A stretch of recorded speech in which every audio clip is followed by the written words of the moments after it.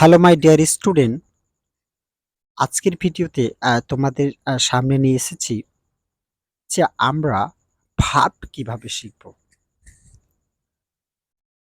কেননা ভার্ব আমাদের কাছে অনেকই ইম্পর্টেন্স।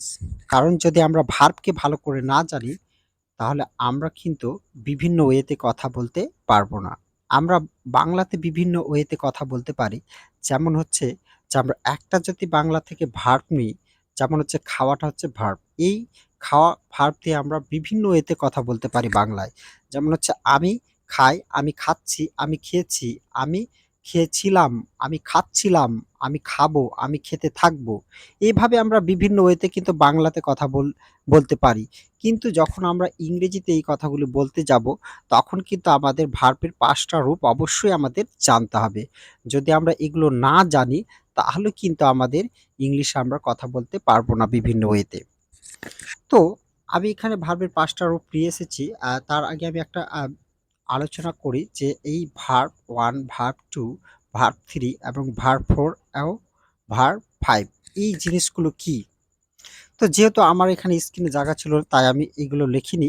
তবে আমি মুখে বলে দিচ্ছি তোমাদের যে হচ্ছে V1 যেটা হচ্ছে present form, V2 past form, V3 past participle form, V4 হচ্ছে এটা আইএনজি ফর্ম এবং V5 এস অথবা ইএস ফর্ম। এদেরও নাম আছে। জাস্ট আমি এটা তোমাদের আইএনজি দিয়ে বুঝিয়ে রেখেছি এবং 5 টাকে এস অথবা ইএস দিয়ে বুঝিয়ে রেখেছি। তারপরে দিয়েছি বেঙ্গলি মিনিং মানে বাংলা অর্থ।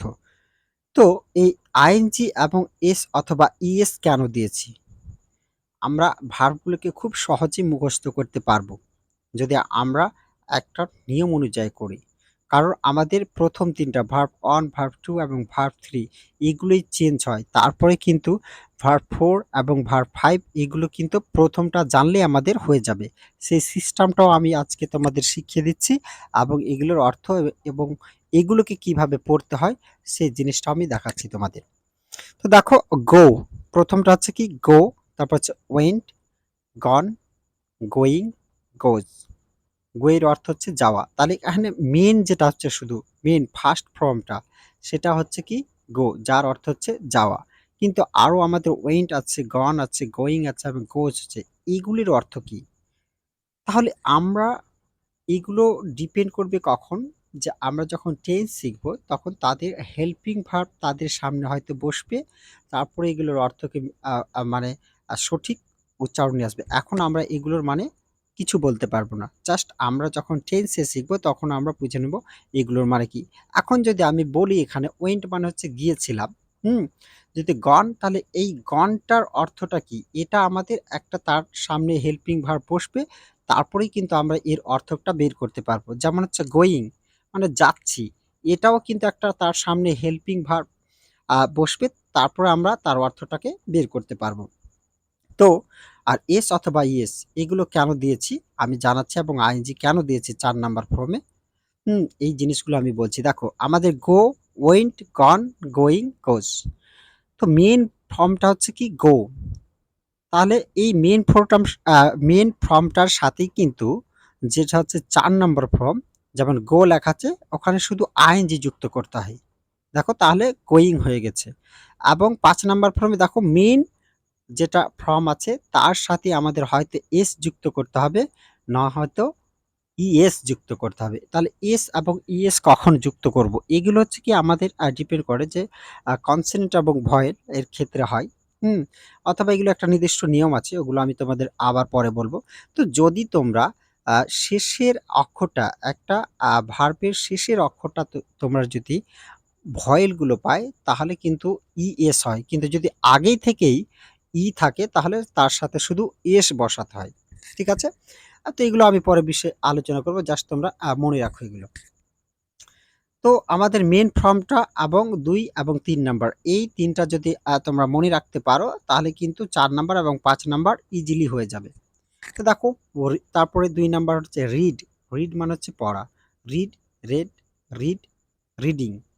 দেখো এগুলো যদি একই তোমাদের দেখতেও এক হলেও বলতে একটু ডিফারেন্স হয়। বাট স্পেলিং গুলো এক, সবকিছুই ঠিক আছে। বাট এগুলো আমাদের পড়তে এরকম করে হয়। তাহলে আমাদের ২ নাম্বার ফর্মও সেম, ৩ নাম্বার ফর্মও সেম। তাহলে রিডের অর্থ হচ্ছে পড়া। প্লে, প্লে মানে হচ্ছে কি খেলা। Play, played, played, playing, plays. তারপর হচ্ছে ক্যাচ, ক্যাচ মানে হচ্ছে ধরা। Catch, caught, caught, catching, catches. তারপর হচ্ছে ওয়াক, ওয়াক মানে হচ্ছে হাঁটা। Walk, walked, walk, walking, walks. তারপর হচ্ছে রাইট, রাইট মানে হচ্ছে লেখা। Write, wrote, written, writing, writes. তারপর হচ্ছে গিভ, গিভ মানে গিভ, সরি গিভ মানে হচ্ছে দেওয়া। Give, gave, given, giving, gives. তারপর হচ্ছে গেট, গেট মানে হচ্ছে পাওয়া। Get, goat, gotten, getting, gets. তারপর হচ্ছে ড্র, ড্র মানে হচ্ছে আঁকা। Draw, drew, drawn, drawing, draws. তারপর হচ্ছে ওয়াচ, ওয়াচ মানে হচ্ছে দেখা। Watch, watched, watched, watching, watches. তারপর হচ্ছে সি, সি মানে হচ্ছে দেখা। তাহলে এই ওয়াচ এবং সি, এই দেখা দুটার বিষয় তোমাদের একটু জানিয়ে রাখি। ওয়াচ হচ্ছে আমরা কোনো কিছু দীর্ঘক্ষণ ধরে দেখি, একটা সময় ধরে দেখি। তার ক্ষেত্রে আমরা ওয়াচ ব্যবহার করব। যেমন আমরা যদি টিভি দেখি, তাহলে টিভিতে আমরা একটু সময় ধরে দেখি। তাই এর ক্ষেত্রে আমরা ওয়াচ ব্যবহার করব। আর সি মানে হচ্ছে আমরা কোনো কিছুকে এক পলকের মধ্যে দেখি, পলকটাকে আবার আমরা সরিয়ে নিই সেখান থেকে। তার ক্ষেত্রে আমরা সি ব্যবহার করব। আশা করছি বুঝতে পেরেছো এই ডিফারেন্সটা। তারপর হচ্ছে সি, সো, সিন, সিং, সিজ। তারপর হচ্ছে ইট, ইট মানে হচ্ছে খাওয়া। ইট, ইয়াট, ইটেন, ইটিং, ইটস। তারপর হচ্ছে আস্ক, আস্ক মানে হচ্ছে জিজ্ঞাসা করা। Ask, আক্সড, আক্সড, asking, আক্স। তারপর হচ্ছে ডু, ডু মানে হচ্ছে করা। Do, did, done, doing, does. তারপর হচ্ছে ফিল, ফিল মানে হচ্ছে অনুভব করা। Feel, field, field, feeling, feels. তারপর হচ্ছে ফাইন্ড, ফাইন্ড মানে হচ্ছে খোঁজা। Find, found, found, finding, finds. তারপর হচ্ছে ফাইট, ফাইট মানে হচ্ছে যুদ্ধ করা বা যুদ্ধ করা।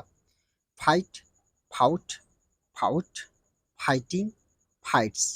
তারপর হচ্ছে ড্রিঙ্ক, ড্রিঙ্ক মানে হচ্ছে পান করা। Drink, drank, drunk, drinking, drinks. তারপর হচ্ছে স্পিক, স্পিক মানে হচ্ছে কথা বলা। Speak, spoke, spoken, speaking, speaks. তারপর হচ্ছে কল, কল মানে হচ্ছে ডাকা। কল, কল্ড, কল্ড, কলিং, কলস। তারপর হচ্ছে মেক, মেক মানে তৈরি করা। Make, made, made, making, makes. তারপর হচ্ছে কাম, এটা খাম বলতে পারি আমরা, কিন্তু এখন কাম বলবো। কাম, কেম, কাম, কামিং, কামস, যার অর্থ হচ্ছে আসা। তারপর হচ্ছে সিং, যার অর্থ হচ্ছে গাওয়া। সিং, স্যাং, সাং, সিঙ্গিং, সিংস। তারপর হচ্ছে কাট, কাট মানে হচ্ছে কি কাটা। কাট, কাট, কাট, কাটিং, কাটস। তারপর হচ্ছে হেল্প, হেল্প মানে হচ্ছে সাহায্য করা। Help, help, help, helping, helps. তাহলে এই ভার্বগুলো আমাদের অবশ্যই জানতে হবে। এগুলো যদি আমরা না জানি, তাহলে কিন্তু আমরা কখনোই একটা সেন্টেন্সের সঠিক মিনিং অর্থ বের করতে পারবো না। আর টেন্সকে যদি আমরা সঠিকভাবে বসাতে পারি, তাহলে কিন্তু আমরা বিভিন্ন ওয়েতে কথা বলতে পারবো। তো আমি তোমাদের একটা জিনিস জানিয়ে রাখি, যে দেখো তোমরা যদি শিখতে চাও, অ্যাকচুয়ালি ভিডিওগুলো লং হবে, বাট তোমরা যদি রিয়েলি এটাকে মন থেকে শিখতে চাও, তাহলে কিন্তু অবশ্যই আমার ভিডিওগুলি ফলো করো। এবং আমি আশা করছি তোমাদের এই টেন্স এরপরে আমি চালু করব, এবং তোমাদের এই ভার্বগুলো দিয়ে আমরা কিভাবে সেন্টেন্স তৈরি করতে হয় সেই জিনিসগুলি, ভার্ব 1, ভার্ব 2, ভার্ব 3 এবং ভার্ব 4 এবং ভার্ব 5 কথায় কখন ব্যবহার করতে হয় এবং তাদের অর্থ কী, সেগুলো আমি তোমাদের বুঝিয়ে দেবো। তো আশা করছি যে তোমাদের ভিডিও অবশ্যই যদি ভালো লাগে তো বন্ধুদের শেয়ার করে দিও। এরপরে আমরা টেন্স চ্যাপ্টার আলোচনা করব।